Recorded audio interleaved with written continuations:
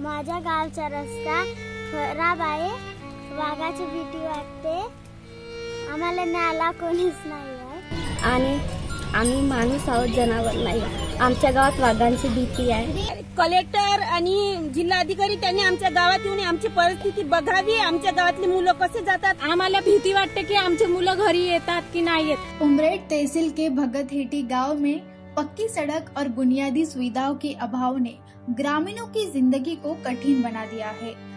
इस गांव की करीब 100 की आबादी आज भी सड़क, स्वास्थ्य व्यवस्था और साफ पानी जैसी सुविधाओं से वंचित है। ग्रामीणों का कहना है कि चुनाव के दौरान नेता विकास के बड़े बड़े वादे करते हैं, लेकिन चुनाव जीतने के बाद गांव का रास्ता भूल जाते हैं। अर्चना अंबाडारे, मी या गावातली सदस्य आहे। माझ्या गावातली परिस्थिती पाहून सेनेनी लोक थुकतात, म्हणतात गावगावचे लोक येणारे का इथं सरपंचाला का झालं, मंत्र्याला का झालं, वोटिंगला येतात आणि हे रस्ता असा आहे, मुलं शाळेत जाताना गड्ड्यात पडतात। आमच्या गावाची परिस्थिती पाहून सेनेनी लोक म्हणतात, अशी आमच्या गावाची परिस्थिती आहे की मी सांगू नाही शकत। रोड नाही, काही नाही, पाण्याची सुविधा नाही, कोणती काही नाही, बाग गावामध्ये येऊन सेनेनी हाहाकार करतो, अशी परिस्थिती आमच्या गावात आहे। कोणी मंत्री नाही आहेत, कोणी सरपंच नाही आहेत, कोणी काही नाही आहेत। आमच्या गावामध्ये अस्य मेले म्हणून सोडले आमच्या गावातल्या लोकांना, फक्त मत घेण्यासाठी येतात। शासनाकडे माझी एकच विनंती आहे, त्यांनी आमच्या गावात यावं आणि हे असं रस्ता पाहावं, त्यांनी आमची परिस्थिती पाहून त्यांनी आमची सुधारणा करावं। सड़क न होने के कारण बच्चों को बाघ के डर के साए में स्कूल जाना पड़ता है, जबकि मरीजों को चारपाई पर लिटाकर अस्पताल पहुंचाना पड़ता है। माझे पूर्ण नाव रुपा सरे। माझ्या गावचा रस्ता खराब आहे, वाघाची भीती वाटते, आम्हाला न्यायला कोणीच नाही आहे, जंगलात वाघ असू शकते, रस्ता बनवून। माझं पूर्ण नाव खुशी नीलकंठ एसनसुरे आहे। आमच्या गावचा रोड खूप खराब आहे, बघा खूप खराब आहे आणि वाघाची पण भीती वाटते आम्हाला। रस्ता खूप खराब असल्यामुळे आम्हाला पण खूप त्रास होतो, कधी कधी एकटंच यावं लागतं, कोणी आणून देतच नाही कारण रस्ता खराब असल्यामुळे। शासनाला आम्ही हेच विनंती करतो की कृपया करून आमचा रस्ता करून द्यावे। बारिश के मौसम में स्थिति और भी गंभीर हो जाती है और गर्मियों में पानी का स्तर कम होने के कारण लोगों को दूर के खेतों से पानी लाना पड़ता है।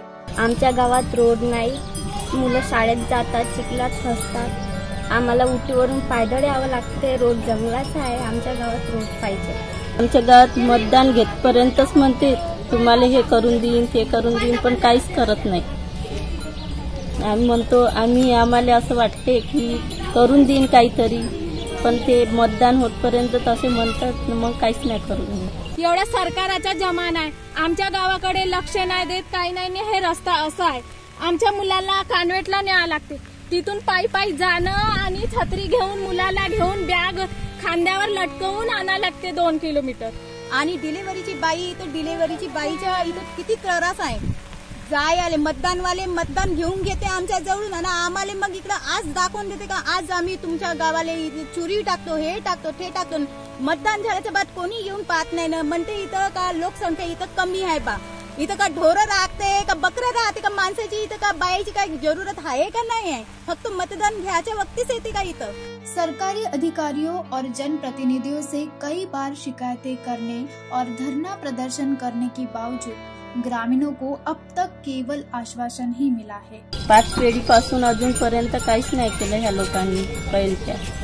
आता आम्ही म्हणलं रोड झाला पाहिजे आमच्या गावामध्ये, आमच्या पोरायला त्रास नाही झाला पाहिजे, यासाठी रोड पाहिजे, आवश्यकता आहे। माझं असं म्हणणं आहे की आमच्या गावात त्यांनी मंत्र्यांनी यावं आणि आम्ही वोटिंग मागासाठी आमच्या गावात यावं आणि आम्ही वोटिंग करून पण आमच्या गावाची सुधारणा पाहिजे आणि आमच्या रोडची सुधारणा पाहिजे, असं आमचं म्हणणं आहे।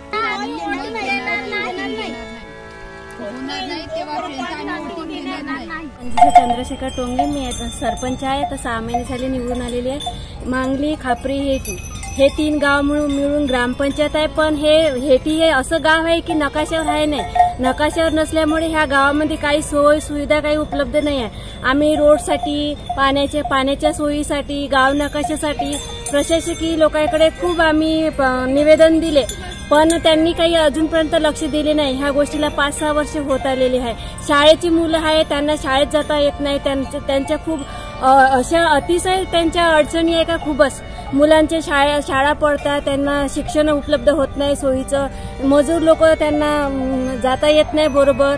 त्यांना गावाकडे लक्ष द्यावे आणि लवकरात लवकर काम करून घ्यावे अशी मी त्यांना विनंती करते.